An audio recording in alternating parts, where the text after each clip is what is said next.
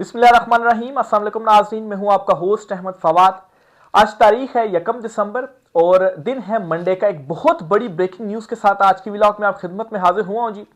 हुकूमत ने एक बहुत बड़ी कार्रवाई डाली है।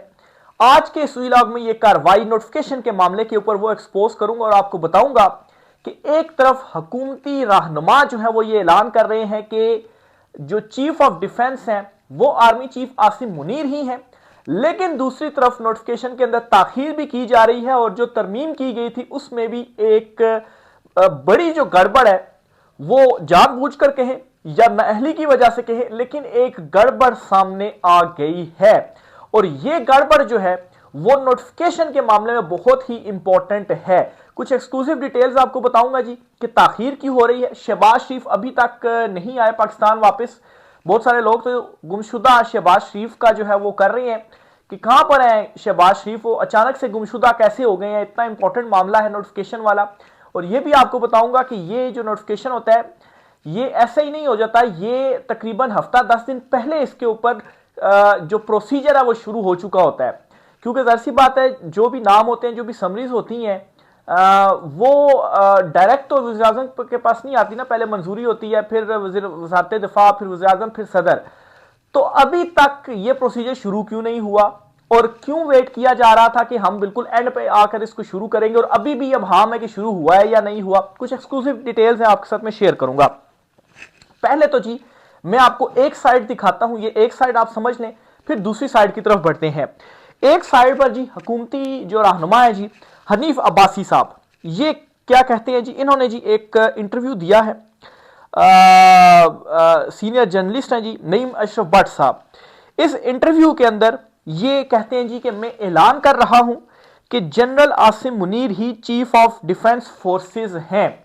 ये हनीफ अब्बासी जो हैं वो अलल ऐलान जो ये बात है जी वो कर रहे हैं, ऑन रिकॉर्ड कर रहे हैं, और बाकायदा तौर पर ये अभी कुछ देर पहले की ही बात है। उन्होंने इंटरव्यू दिया है ARY चैनल के ऊपर। वो नईम अशरफ भट्ट साहब में बड़े सीनियर जर्नलिस्ट हैं, वो अक्सर इस तरह के इंटरव्यूज करते हैं जी। उनको उन्होंने इंटरव्यू दिया है और उस इंटरव्यू के अंदर उन्होंने ये बात की है। एक ऐलान क्या, याद रखिएगा, ध्यान में रखिएगा, क्योंकि जब दूसरा रुख दिखाऊंगा ना आपको, तो आपके भी एक मतलब आप भी सोचेंगे अच्छा इतनी बड़ी गड़बड़, इतनी बड़ी कार्रवाई जो है ये डाल रहे हैं। तो ये जो ताखीर का शिकार हो रहा है और इतना जो मसला और पूरी सरार खामोशी है, वैसे नहीं है, गड़बड़ जरूर है। वो सारी गड़बड़ आपके सामने एक्सपोज करूंगा। तो एक तरफ जी हनीफ अब्बासी का ऐलान जी कि मैं ऐलान करता हूं कि जनरल आसिम मुनीर जो है वही चीफ ऑफ डिफेंस फोर्सेज है, एक तरफ वो ये कह रहे हैं। दूसरा जी वजीर कानून है जी आजम नजीर तारड़ साहब, वो आज पार्लियामेंट में उनसे साफ उन्होंने पूछा जी नोटिफिकेशन वाला मामला है उसका क्या बना जी। वो क्या कहते हैं, वो ये कहते हैं जी कि चीफ ऑफ डिफेंस फोर्सेस का नोटिफिकेशन हो जाएगा, कोई परेशानी की बात नहीं है। वो हर तरह से अपने ऑफिस को होल्ड कर रहे हैं, ये सरकारी प्रोसेस का हिस्सा है। वज़ीर आज़म मुल्क में नहीं है, वज़ीर आज़म आ जाते हैं तो सब कुछ हो जाना चाहिए। हो सकता है फाइल वर्क हो चुका हो, यानी कि एक तरफ ये कहते हैं जी कि बिल्कुल नोटिफिकेशन जो है वो होना है। भाई नोटिफिकेशन तो होना ही है, सबको मालूम है, अभी तक हुआ क्यों नहीं है, सवाल ये है। और फिर ये अनजान भी बन रहे हैं कि जब वो आ जाएंगे तो हो जाएगा, और हो सकता है कि फाइल वर्क भी जो है वो हो चुका हुआ हो। ये नहीं कि अभी आपने फाइल वर्क करना है, ये फाइल वर्क जो है ये तो पहले शुरू हो जाता है। यानी कि आपने मतलब है कि मिड ऑफ नवंबर के बाद से ये काम शुरू हो जाना चाहिए था, लेकिन अभी तक अभाम में चीजें, तो इसका मतलब ये है कि शुरू नहीं हुआ।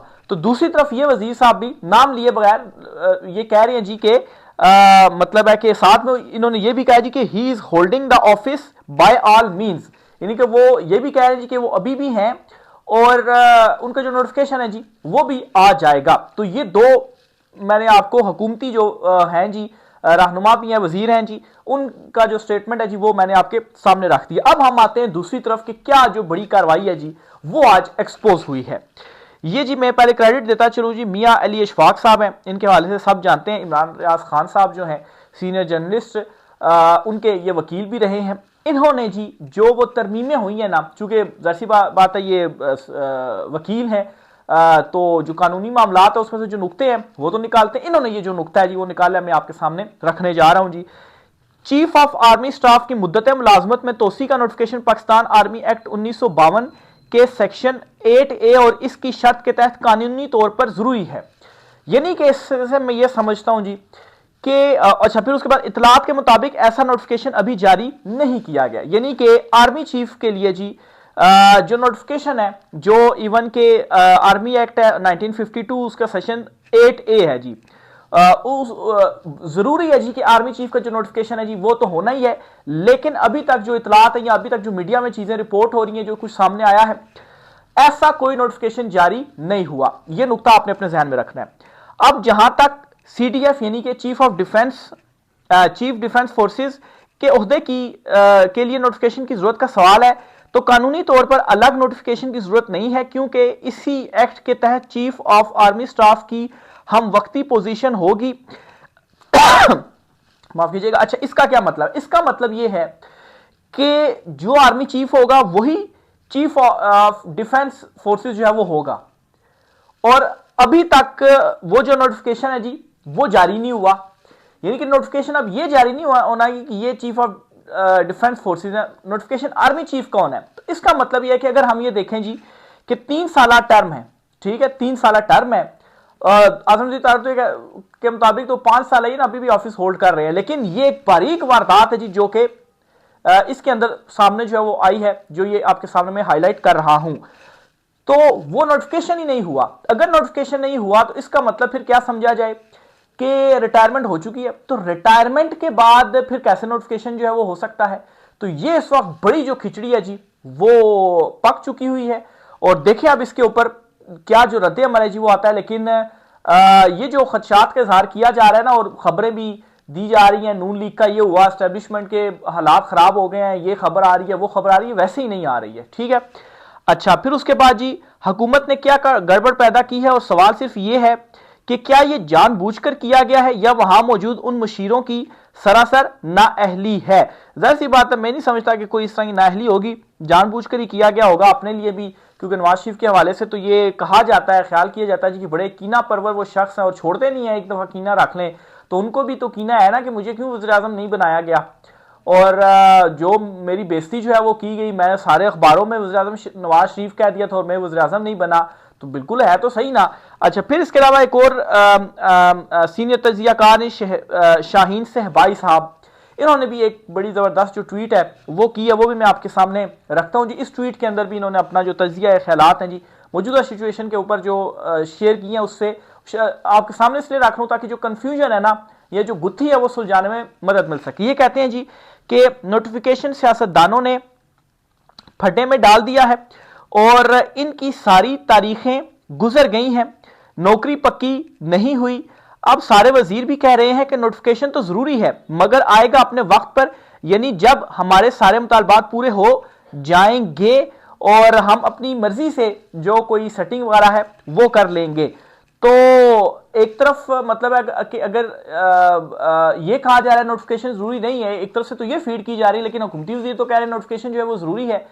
तो फड्डा है कि नहीं है, यहां से भी पता चलता है कि फड्डा है, तो इसलिए ये दो मुख्तलिफ चीजें वो सामने आ रही हैं। अच्छा, हर दिन के गुजरने के साथ साथ जो ताकतवर शख्सियत है जी वो कमजोर से कमजोरतर होते जाएंगे और सियासतदान इनके सर पर सवार होंगे। इस माहौल में इमरान खान जेल में सारे सियासतदानों के ऊपर सवार हैं और इसके अलावा इमरान खान के साथ बात करके अगर जो इदारा है जी वो ठीक हो जाए और इनको घर भेज दे तो फिर अच्छे दिन जो है वो आ सकते हैं। तो बहरहाल इन्होंने अपना एक जो ऑप्शन है जी वो शेयर किया है। तो ये जी सारे मामला और जो कंफ्यूजन है जी वो चल रही है और नोटिफिकेशन तो ताखीर का शिकार है ही है। और ये कह रहे हैं कि शहबाज शरीफ बैरून मुल्क है। भाई इतना इंपॉर्टेंट नोटिफिकेशन वो शहबाज शरीफ बैरून मुल्क कैसे जा सकते हैं? और पहले से ये चीजें शुरू होनी थी, अभी से तो नहीं थी। तो इसका मतलब यही है। और वो कुछ तो ये भी इशारा इस तरफ भी कर रहे हैं कि जो साबिक आर्मी चीफ थे जनरल बाजवा साहब, उनके साथ भी कोई 6 माह की एक्सटेंशन वाला मामला कुछ तय हुआ था, लेकिन लटकाते लटकाते एंड तक फिर क्या हुआ कि नई जो तैनाती है वो कर दी गई। तो बहरहाल जी ये कुछ इंपॉर्टेंट डिटेल्स थी। फिर इसके साथ ही जी आज एक तस्वीर आई है आर्मी चीफ आसिम मुनीर साहब की। वो तस्वीर क्या है जी वो भी मैं जरा आपके सामने रखना चाहता हूं जी। पहले खबर आप सुन ले।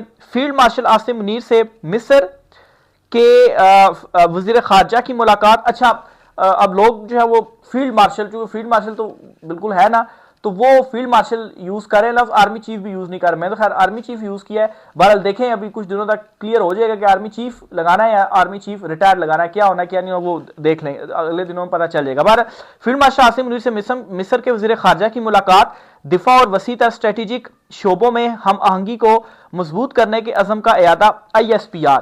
और ये जो तस्वीर है जी, ये आपके सामने मैं रखना चाहूंगा। इसमें जी फील्ड मार्शल आसिम मुनीर साहब जो हैं वो बैठे हुए हैं, और जो होती है लिबास होता है, जो वर्दी होती है वो नहीं पहनी हुई, जो ड्रेस एक वो सूट होता है जी सिंपल, वो सूट जो है वो पहना गया। अब इसके ऊपर भी बड़े तजिए दिए जा रहे हैं कि शायद अब वो मतलब है कि फील्ड मार्शल ही हैं या इस वजह से वर्दी नहीं पहनी या उस वजह से वर्दी नहीं पहनी, पर जो भी मामला है, तो ये एक तस्वीर जो है वो भी ISPR की जानिब से सामने आई है। वो भी एक खबर थी जी कि इंपॉर्टेंट जो मुलाकात है वो मैं आपके साथ शेयर करना चाह रहा था। फिर इसी तरह से जी इमरान रियाज खान साहब हैं जी, उन्होंने भी एक स्टेटमेंट दिया। वो ये कहते हैं कि नया नोटिफिकेशन नहीं है तो कोई आर्मी चीफ नहीं है, ये मामला तसलसल का नहीं 5 साल की एक्सटेंशन का है।